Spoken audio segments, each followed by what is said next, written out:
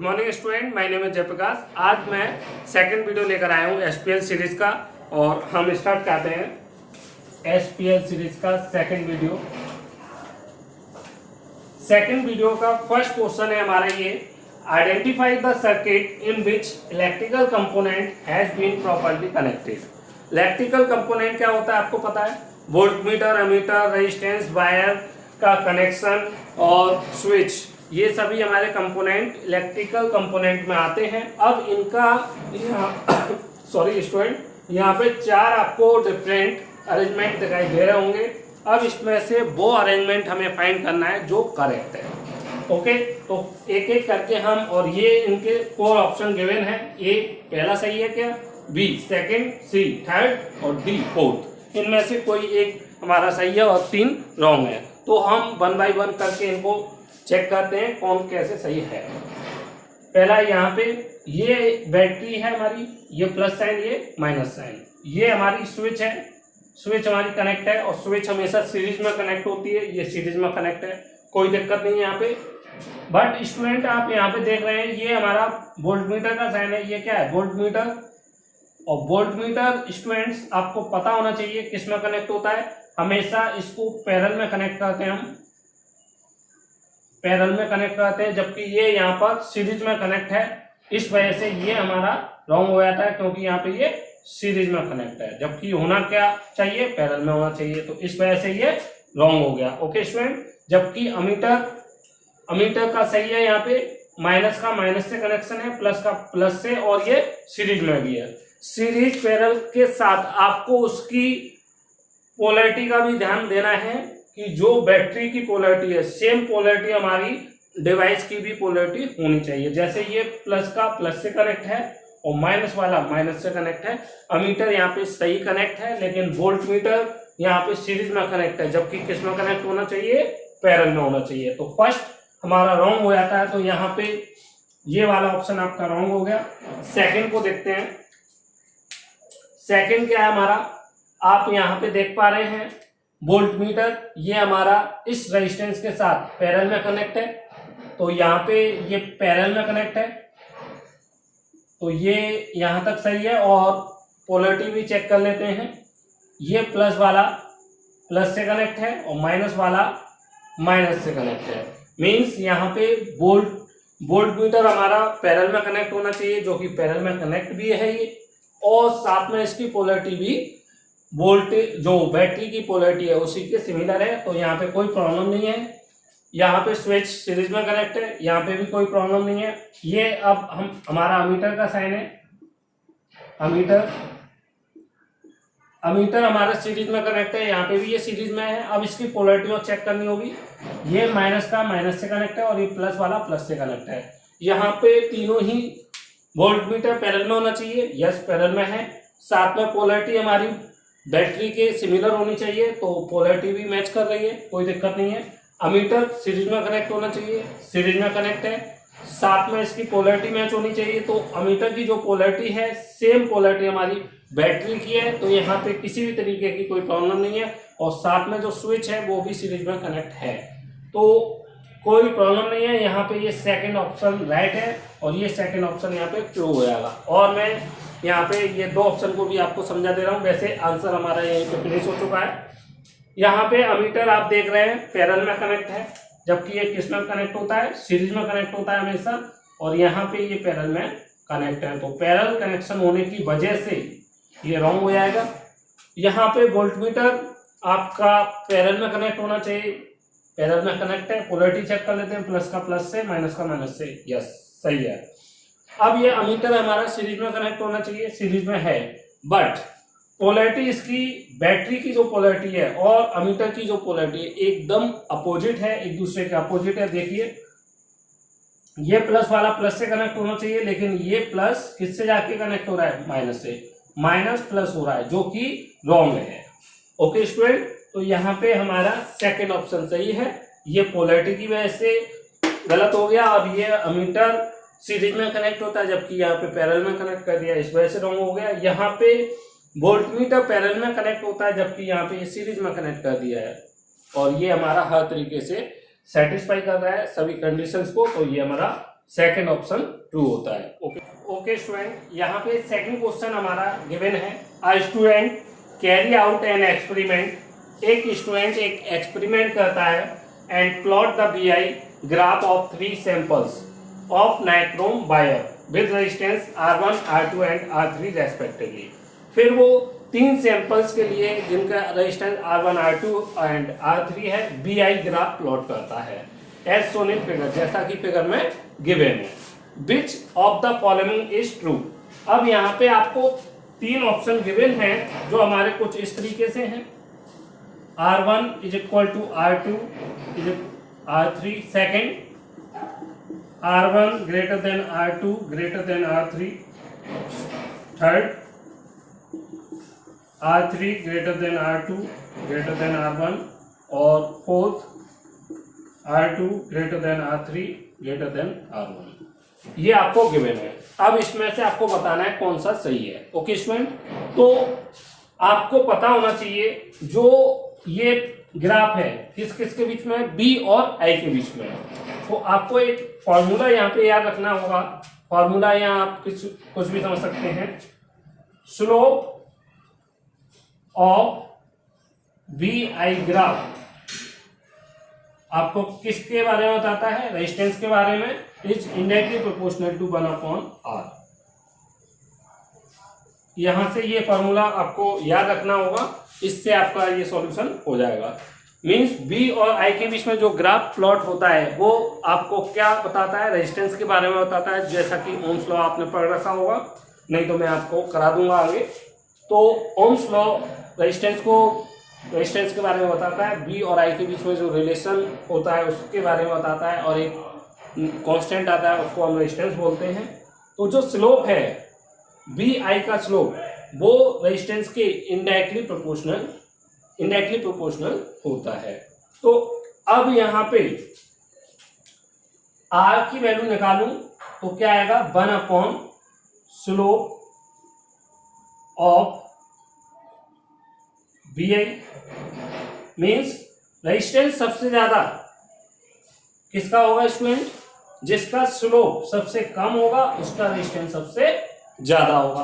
अब स्लोप आपको पता होना चाहिए। स्लोप मीन्स होता है एंगल, हॉरिजॉन्टल से कितना एंगल बना रहा है। मीन्स अगर ये हमारा θ1 है, ये हमारा θ2 और ये हमारा θ3 है, तो स्टूडेंट यहाँ पे आपको सबसे पहले कौन सा एंगल बड़ा है, यहाँ पे θ3 ग्रेटर देन सबसे बड़ा है, इससे छोटा हमारा θ2 और फिर θ1। और θ यहाँ पे क्या रिप्रेजेंट कर रहा है, θ यहाँ पे स्लोप को स्टूडेंट रिप्रेजेंट कर रहा है। तो सबसे बड़ा स्लोप हमारा ये R1 शो कर रहा है और सबसे छोटा स्लोप हमारा R3 रिप्रेजेंट कर रहा है। अब रिलेशन क्या होगा, जस्ट अपोजिट, जिसका स्लोप ज्यादा उसका रेजिस्टेंस कम। तो R1, R2 and R3। R3 सबसे ज्यादा, सबसे कम स्लोप R3 का है, तो सबसे बड़ा रेजिस्टेंस हमारा R3 का होगा। और R2 का स्लोप मीडियम है, इसलिए R2 मीडियम रेजिस्टेंस होगा। और R1 का स्लोप सबसे ज्यादा है, θ3, इस वजह से इसका रेजिस्टेंस सबसे कम होगा। तो रिलेशन ये वाला हमारा आ रहा है, R1, R2 और R3। यहाँ पे देखिए कौन सा रिलेशन सही है। यहाँ पे हमारा R3 सबसे बड़ा, फिर उससे बड़ा, उससे छोटा R2 और R1 सबसे छोटा। ये थर्ड ऑप्शन हमारा करेक्ट है यहाँ पे। ओके स्टूडेंट, तो आप हमेशा जब BI के बीच में ग्राफ गिवन हो और आपसे रेजिस्टेंस के बारे में पूछे तो रेजिस्टेंस आप स्लोप देखिए, जिसका सबसे कम स्लोप होगा रेजिस्टेंस उसका सबसे ज्यादा होगा, क्योंकि इनडायरेक्टली प्रोपोर्शनल इनके बीच में रिलेशन होता है। ओके स्टूडेंट, तो यहाँ ओके स्टूडेंट, अब नेक्स्ट क्वेश्चन हमारा, if the current I through a resistor, एक रजिस्टर है, इसमें हमारी करंट I फ्लो हो रही थी, इज इंक्रीज बाई 100%। अब दूसरे केस में क्या हुआ, सेम रेजिस्टेंस में करंट को 100% इंक्रीमेंट कर दिया। पहले I थी, अब इसका 100% इंक्रीमेंट कर दूं मैं इसमें, I plus I into 100% by 100 कितना हो जाएगा 2i मीन्स अब इस केस में 2i 100% कितना होगा उसका डबल हो जाना। पहले 50 था तो अब 100 हो गया, पहले 10 था तो अब 20 हो गया। ये 100% इंक्रीमेंट होने का मीन्स होता है। ओके स्टूडेंट, और ये आपको समझ में आ गया यहाँ पे। तो पहले केस 1 हमारा ये था कि आई करंट फ्लो हो रही थी, और केस सेकंड में 100% का करंट में इंक्रीमेंट हो गया। Assume that temperature remain unchanged. Temperature remain unchanged, temperature कब कांस्टेंट रहता है स्टूडेंट? जब रेजिस्टेंस हमारा सेम हो। टेम्परेचर अगर सेम है और अदर फिजिकल कंडीशन सेम रहती है तो आपको ओम्स लॉ याद आ रहा होगा, मीन्स उसमें रेजिस्टेंस हमारा क्या होता है? कांस्टेंट होता है। तो यहाँ पे रेजिस्टेंस आर हमने ले लिया, यहाँ पे भी हमने आर ले लिया। The increase in power dissipate will be. अब पावर में हमारा कितना ज्यादा इंक्रीमेंट हुआ है वो हमें फाइंड करना है। परसेंटेज इंक्रीमेंट इन पावर, ये हमें निकालना है। आप इसी को कह सकते हैं change, percentage change in power means कितना चेंज पावर में परसेंटेज चेंज आया है या फिर कितना परसेंटेज इंक्रीमेंट हुई है पावर, वो हमें निकालना है। तो केस 1 हमारा फॉर्मूला P, पावर का फॉर्मूला क्या होता है? आई स्क्वायर आर। स्टूडेंट फॉर्मूले हमारे 3 होते हैं। यहाँ पे हमारा एक आई बराबर बी अपॉन आर रखें हम, हमारा फॉर्मूला ये भी हो जाएगा बी स्क्वायर बाई एक आर से आर कैंसिल होगा, तो ये भी हमारा एक पावर का फॉर्मूला है।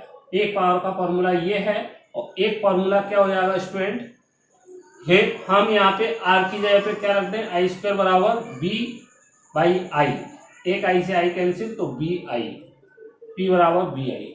अब यहाँ पे वही, जब हम क्वेश्चन सॉल्व कर रहे होते हैं फिजिक्स के, तो हमें देखना होता है हमारे पास क्या क्या चीजें, क्या कंपोनेंट हमारे अवेलेबल हैं।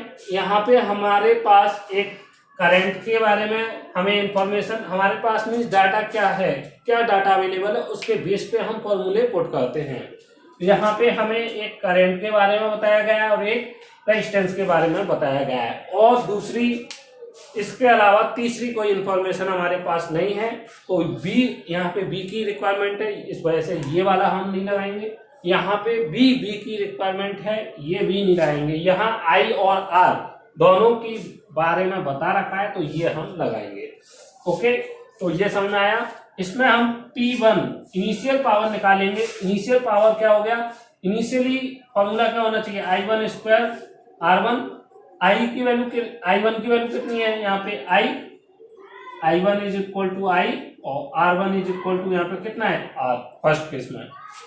तो यहाँ से आई स्क्वायर इंटू आर, ये हमारा P1 की पावर होगी। क्लियर? केस सेकंड में P2 बराबर I2 square into R2। I2 की वैल्यू यहाँ पे स्टूडेंट आपको पता है 2i है, और R2 की वैल्यू यहाँ पे R है। वैल्यू हमारी रेजिस्टेंस की चेंज नहीं हुई है क्योंकि टेम्परेचर हमारा सेम है। ओके स्टूडेंट, यहाँ से P2 I2 की वैल्यू यहाँ पे पुट करूंगा 2i, और इसका स्क्वायर है तो यहाँ पे स्क्वायर करूंगा। R2 की वैल्यू हमारी R गिवन है, यहाँ पे R रख दिया मैंने। 2 का स्क्वायर 4, i का स्क्वायर आई स्क्वायर इंटू R, यहाँ पे कितना हो गया? 4i square R।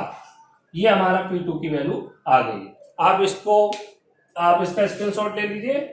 चलिए, स्क्रीनशॉट ले लिया होगा। अब मैं यहाँ पे 2 वैल्यू हमारी आ चुकी हैं, बाकी का मैं इसको रब कर दे रहा हूं।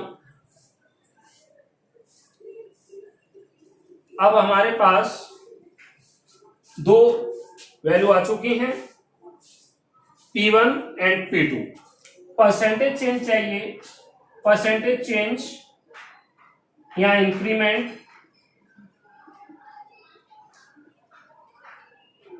इन पावर कैसे निकालेंगे? चेंज कैसे निकालते हैं हम?